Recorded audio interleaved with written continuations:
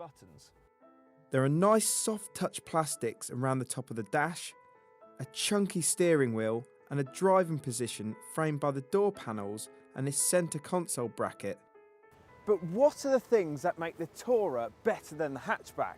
Well, all the improvements start from here backwards.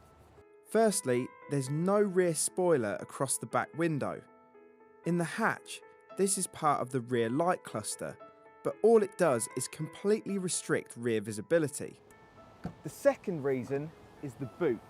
It is quite frankly enormous.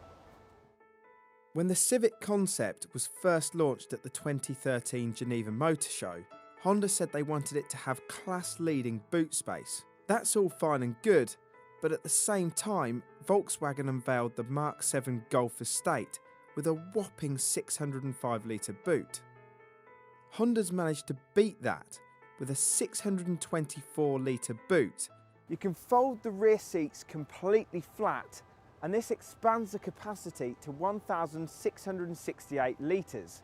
It is a van.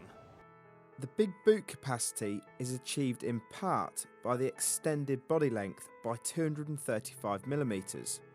But Honda's also kept the fuel tank position under the front seats and the torsion beam rear suspension from the hatchback. This suspension takes up less space but compromises comfort and performance.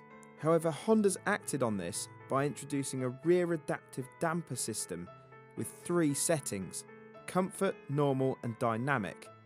But does it make a big enough difference when driving? In short, not very much. You're supposed to be able to adapt the rear suspension to the driving environment, but in comfort mode, when you hit a bump, it bounces afterwards, and in dynamic mode, it's just too firm. At all times, there's quite a lot of noise from the suspension as well. It's very crashy and very bangy.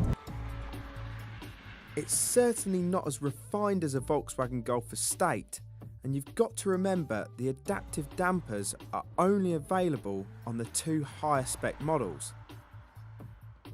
So what about the engines? Well, there are 2 choices. There's a 1.8 petrol or this 1.6 diesel rear driving. For a small diesel engine, there's actually a good spread of power. There's quite a lot of low down grunt, and in 4th and 5th gear the engine feels flexible. The only problem is it's noisy and noisy at all times, and it gets even worse when you're accelerating hard.